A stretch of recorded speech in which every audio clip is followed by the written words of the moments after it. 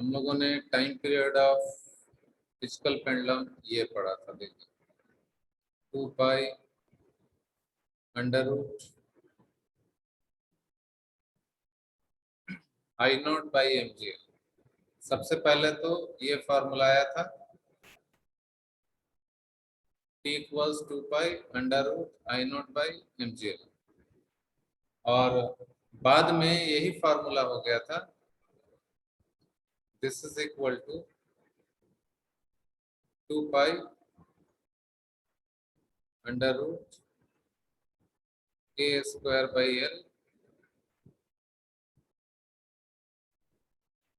के square by L plus L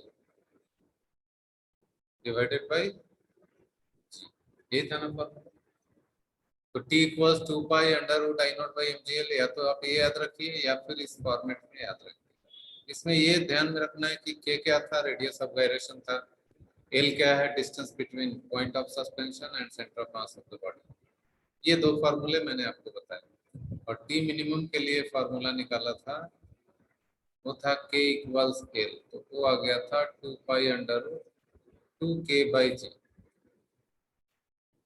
और 2 pi under root 2l by g, क्योंकि condition होती है k इक्वल्स l।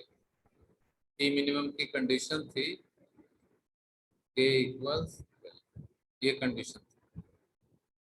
अब एक एग्जांपल लेते हैं तो आपको अच्छे से क्लियर होगा। सपोज ऐसा एक सर्कुलर रिंग है आप लोगों के पास, this is a circular ring of radius r and mass m. Radius of the ring is r and mass m. This is a circular ring of mass m and radius r, और इसको suspend किया गया है इसके एक point से, यहाँ से।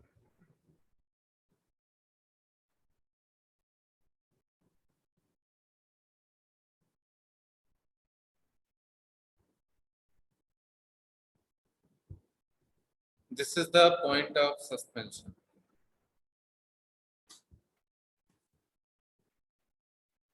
This is the point of suspension. POS represents point of suspension, और center of mass of the ring, इस रिंग का सेंटर होगा C. This is center of mass of the ring. तो स्मॉल l की value in this case is r. L equals r. L क्या होता है, suspension point जो है वो और सेंटर ऑफ मास के बीच का डिस्टेंस, यही तो L कहलाता है। इस केस में L इज रेडियस, और रेडियस ऑफ गायरेशन रिंग के लिए radius of gyration k equals r हो जाता है। इस फॉर्मूले से हम लोग time period of SHM easily evaluate कर सकते हैं। इसका टाइम पीरियड ऑफ ऑसिलेशन हो जाएगा 2 pi under root K square by L, के भी आर है एल भी आर है, तो ये हो जाएगा r square by r plus r divided by ji.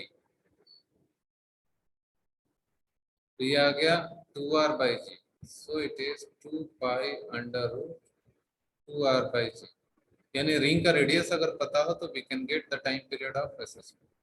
Equivalent length जो होगा इसका L, equivalent length of simple pendulum, इसके लिए उसका फार्मूला होता है ये जो ब्रैकेट के अंदर है k square by L plus l, इसी को कहते हैं हम लोग equivalent length of the simple pendulum, k square by L plus l. इसकी वैल्यू हो जाएगी 2r, क्योंकि के भी आर है एल भी आर है, तो r plus R 2r, this is the value. ये हो गया टाइम पीरियड, ये हो गया equivalent length of the pendulum.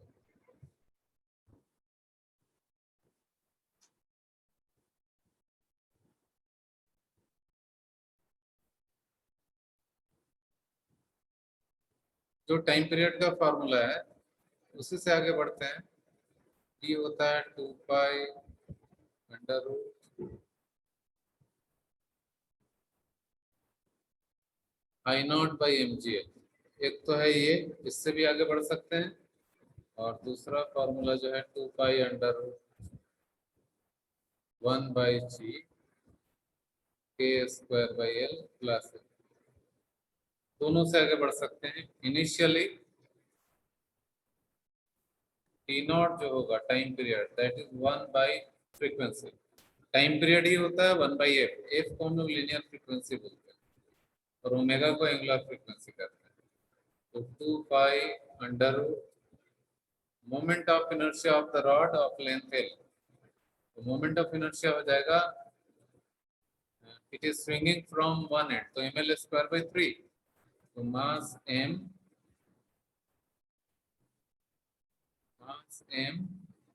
Into length of the rod मान लेते हैं capital L, m L square upon 3, point of suspension के about this is the moment of inertia. ऐसा अगर रॉड है, देखिए इस तरह का अगर रॉड है और इस पॉइंट के अबाउट ये ऑसिलेट कर रहा है और ये हिंज हो यहाँ पे, लेंथ इसका एल हो, देखिए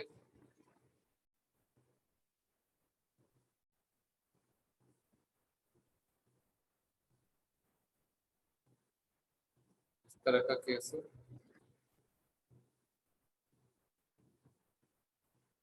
length of the rod is, total length of the rod is L, इसका सेंटर ऑफ मास ये पॉइंट ऑफ सस्पेंशन से ये डिस्टेंस जो हो गया small L that is capital L by 2 initially, तो एम एल स्क्वायर बाई 3 हो गया इसका moment of inertia divided by M G L, तो एम जी और स्मॉल एल की जगह रखेंगे कैपिटल एल बाई 2, तो ये टर्म्स कैंसिल होके हो गए 1/f0 is equal to 2 pi, M तो कैंसिल हो गया, एक एल भी कैंसिल हो जाएगा, एम कैंसिल एक एल कैंसिल, तो यहाँ हो गया एल डिवाइडेड बाई 3 और एम कैंसिल तो बच गया जी, और एक एल ऊपर बचा और 2 ये ऊपर चला जाएगा इंटू 2, तो 2l/3 जी रूट के अंदर, एंड कटिंग करने के बाद बॉटम 1/3 इज रिमूव्ड, 1/3 हिस्सा काट दिया गया, तो फाइनली ये ऐसा हो गया। अब ये रॉड हो गया बॉटम 1/3 काटने के बाद लेंथ हो गया 2/3 और मास हो गया 2m/3, m/3 मास हट गया और स्मॉल एल की वैल्यू इस केस में हो जाएगी एल डैश इक्वल्स इसका हाफ, 2l/3 का आधा, यानी कि l/3, सेंटर ऑफ मास यहाँ, इस केस में सेंटर ऑफ मास यहाँ था। So now new frequency is 1/f equals 2 pi under root, अभी देखिए यहाँ m तो कैंसिल ही होना है, तो m को नहीं लिखते हैं, सीधा लेंथ स्क्वायर बाई 3,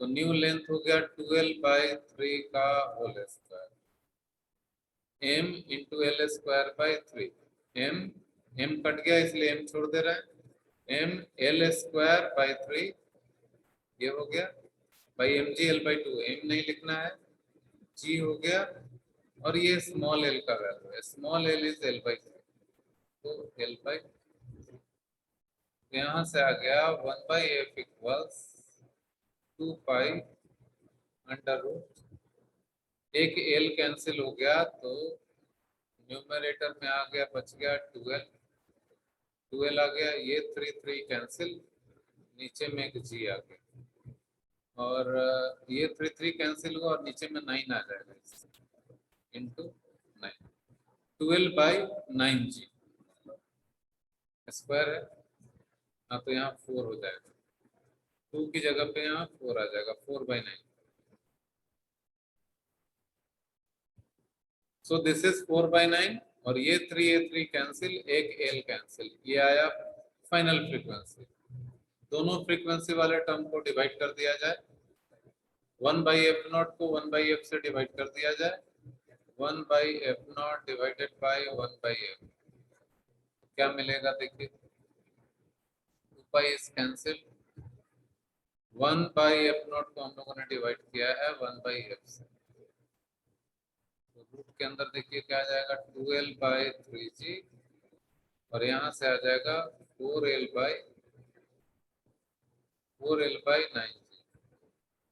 9g, तो g भी कैंसिल हो गया, l भी कैंसिल हो गया, g is cancelled, l is cancelled, और यहाँ से 2 और यहाँ से 3, तो 3/2।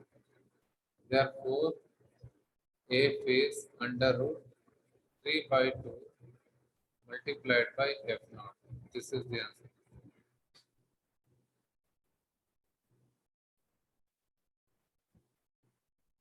स्क्रीन पे देखिए,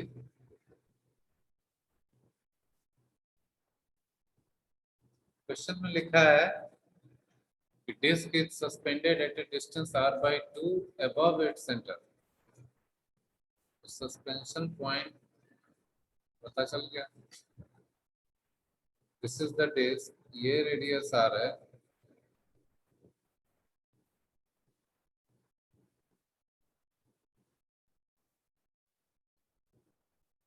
ये रेडियस r है, ये सेंटर है, यहाँ से r/2 half of the radius.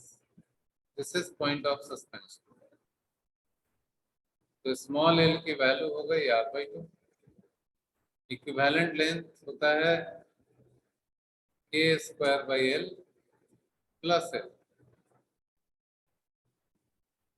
Disc के लिए रेडियस ऑफ गायरेशन mr²/2 को हम लोग mk² से इक्वेट करेंगे और k का वैल्यू निकाल लेंगे, तो k² हियर इज r²/2, तो यहाँ वैल्यू डाल देते हैं, k² is r²/2 divided by l, l is also r/2 plus r/2, ये हो गया इक्विवेलेंट लेंथ। r/2 कैंसिल हो गया, यहाँ हो गया r plus r/2, therefore equivalent length is 3r/2. This is the answer.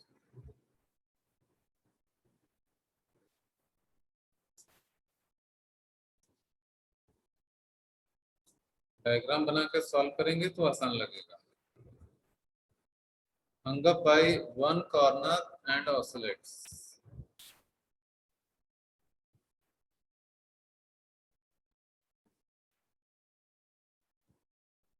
देखिए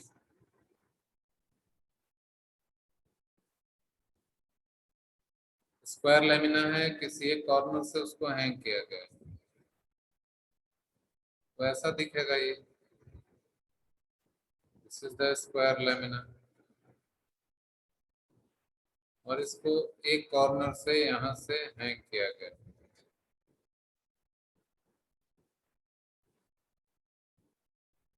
इसका सेंटर ऑफ ग्रेविटी या सेंटर ऑफ मास यहाँ पे होगा सी पे, और ये पॉइंट ऑफ सस्पेंशन हो गया। स्मॉल एल जो हम लोग लिखते हैं वो ये होगा, इसको 2l0 कर देते हैं तो अच्छा रहेगा। Original length is 2l0, suppose each side is 2l0, तो ये डिस्टेंस ही स्मॉल एल कहलाता है।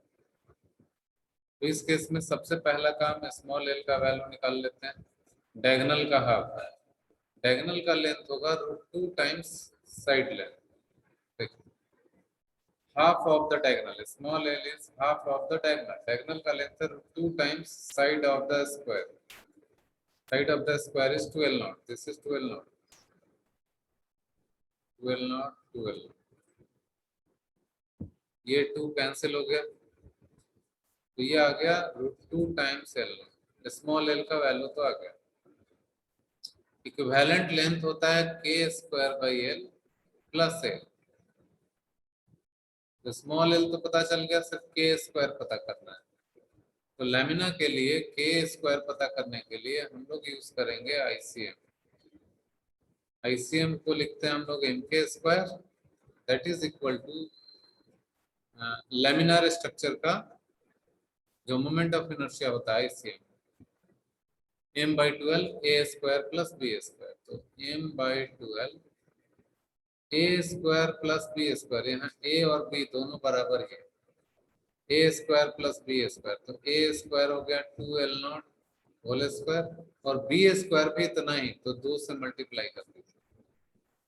आईसीएम फॉर स्क्वायर लेमिना का फॉर्मूला होता है m/12 a square plus b square, rectangular lamina का।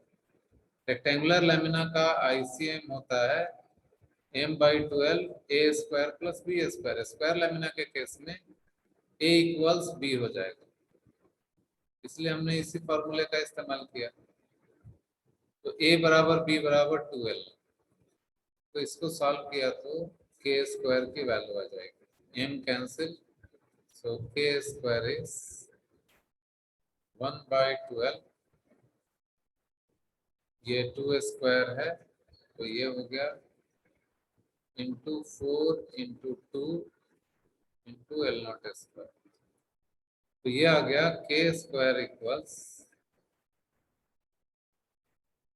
2/3 L0 square.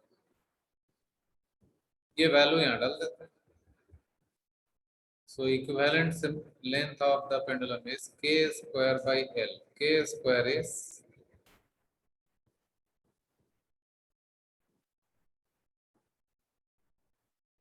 k square is 2/3 L0 square, और divided by L है, तो L का वैल्यू यहाँ से लेंगे √2L, √2 times L plus L, तो L हो गया √2 टाइम्स L। इसको सिंप्लीफाई करेंगे तो √2 ऊपर से कैंसिल, L0 कैंसिल, तो आ जाएगा √2/3 L0 plus √2L। √2L0 common ले लें तो ये आ जाएगा 1/3 plus 1, so it is 4/3, so 4/3, 4√2/3 into L0, this is the answer. Equivalent length का आंसर आया 4√2/3 L0।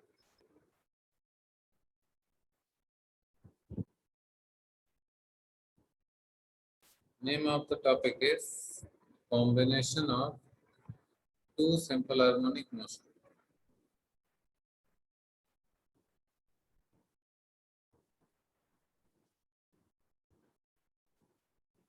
Combination of two SHM.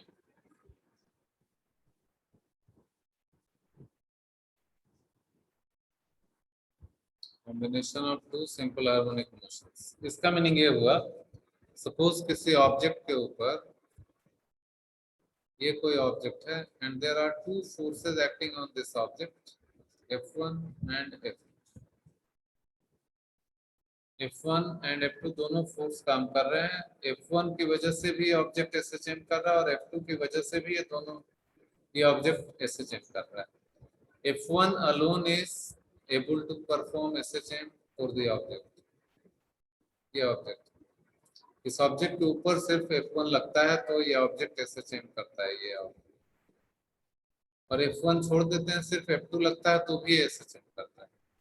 Along the same line अगर दोनों फोर्स एक साथ काम करने लगे, आइदर फ्रॉम अपोजिट डायरेक्शन और in the same direction, same line के अलोंग अगर है, तो भी वी कैन प्रूव कि ऑब्जेक्ट विल परफॉर्म SHM। यानी दो या दो से ज्यादा फोर्स पे रहे तो कोई ऑब्जेक्ट जो है सिंपल हार्मोनिक मोशन कर सकता है। ऐसे केसेस में हम लोग रिजल्टेंट सिंपल हार्मोनिक मोशन का इक्वेशन निकालते हैं, इसी को बोलते हैं combination of two simple harmonic motion. इसी को सुपरपोजिशन भी बोला जाता है, इसी को एक तरीके से हम लोग सुपरपोजिशन भी बोल सकते हैं, दो या दो से ज्यादा सिंपल हार्मोनिक मोशन। तो कैलकुलेशन को समझने के लिए लेट अस अज्यूम कि फर्स्ट जो फोर्स है, this force is able to,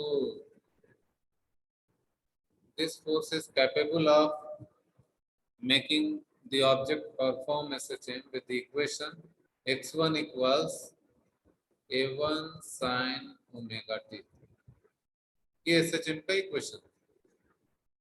a1 sine omega T plus कुछ ले भी सकते हैं, थीटा वन थीटा टू भी ले सकते हैं। चलिए वैसा ही ले लेते हैं, a1 sine omega T plus theta one, ऐसा मान लीजिए। और सेकंड जो फोर्स है that is also able to do in the similar way. और सेकंड फोर्स की वजह से जो पार्टिकल है, ऑब्जेक्ट है, वो एसएचएम परफॉर्म कर रहा है, और उसका इक्वेशन जो है a2 sign omega T plus theta two. Frequency same है, एम्पलीट्यूड अलग अलग है, यानी फर्स्ट फोर्स के चलते ऑब्जेक्ट का फेज हुआ ओमेगा टी प्लस थीटा, और सेकंड जो सेकंड फोर्स है उसके चलते फेज हुआ ओमेगा टी प्लस थीटा, जैसा कि डायग्राम में दिख रहा है।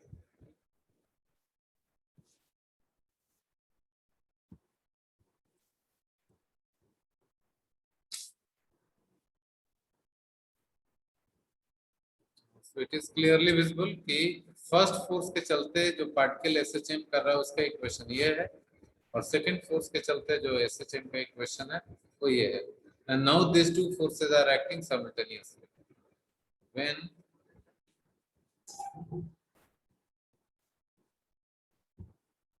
both the forces act together,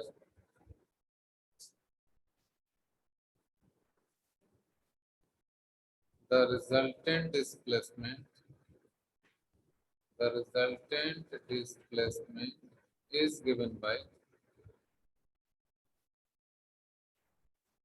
given as x equals x1 plus x2। दो से ज्यादा भी रहेगा तो x1 plus x2 plus x3 करते चले जाएंगे, इसी का नाम है सुपरपोजिशन प्रिंसिपल। इसी को कहते हैं, मतलब बहुत सारे रहेंगे तो and so on, this is called superposition principle.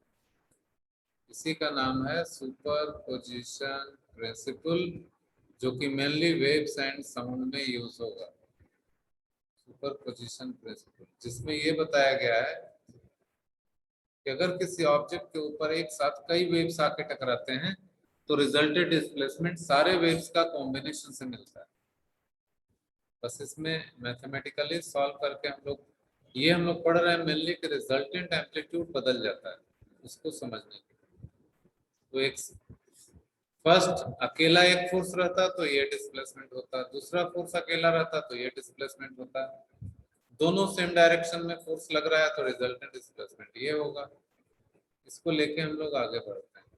तो x1 की जगह पे मैंने ये वैल्यू डाल दिया, उसको ब्रेक करके sign omega t into cos theta one plus cos omega t into sine theta plus a2 into sine omega t into cos theta two plus cos omega t into sine theta.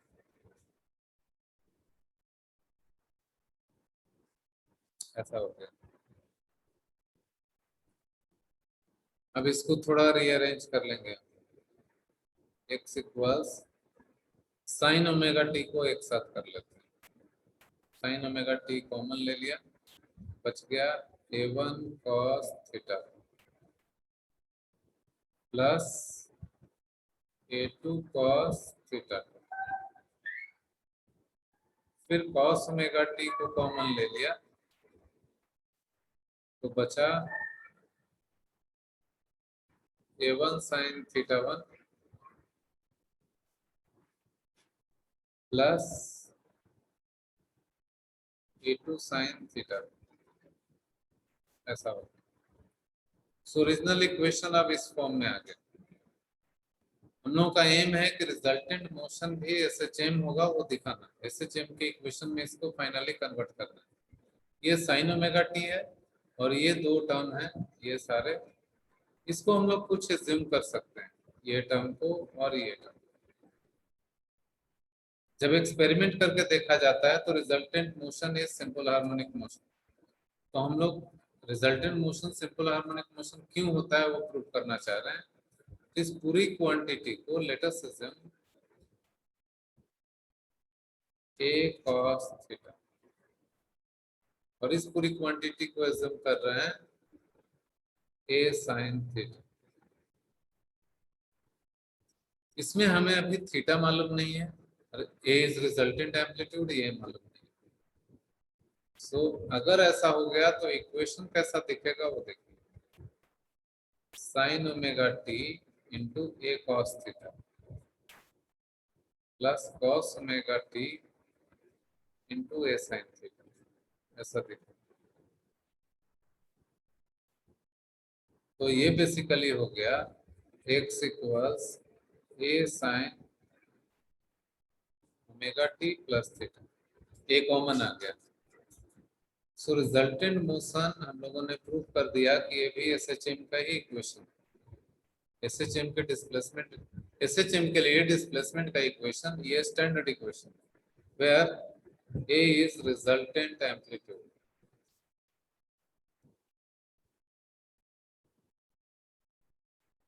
where A is amplitude of resultant simple harmonic motion। ये तो साबित हो गया। इसमें theta unknown है, a unknown. Theta is resultant phase constant, resultant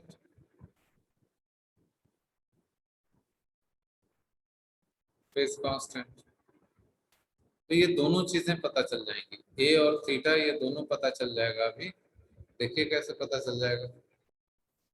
इसमें हम लोग को ए और थीटा पता करना है। तो जो एजम्पशंस लिए गए थे यहाँ पे, एक ये ए कॉस थीटा, ये जो ए कॉस थीटा है, और ये ए साइन थीटा, इसी से ए और थीटा पता चल जाएगा। ये जो दोनों एजम्पशन लिया गया, तो कैलकुलेशन यहाँ पे मैं आपको बता दे रहा हूँ। Calculation of A and theta, इसका वैल्यू कैसे आता है। तो पहले तो दोनों को डिवाइड कर दें, a sine theta divided by a cos theta. ये ए साइन थीटा है पूरा, और ये ए कॉस थीटा है पूरा। अगर इस पूरे को डिवाइड कर दें तो हमें थीटा पता चल जाएगा। A sine theta is a1 sine theta 1 plus a2 sine theta 2, and this is a1 cos theta 1 plus a2 cos theta 2। ये हो, यहाँ से आ गया tan theta equals a1 sin theta 1 plus a2 sin theta 2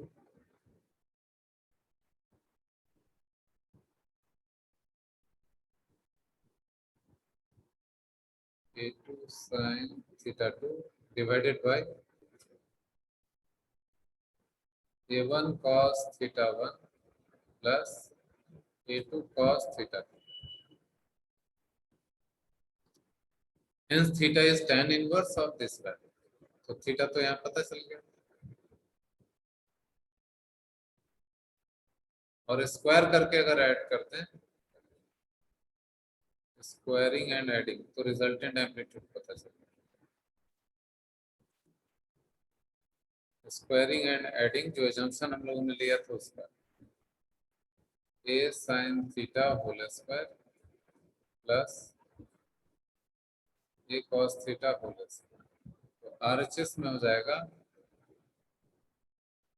a1 sin theta 1 plus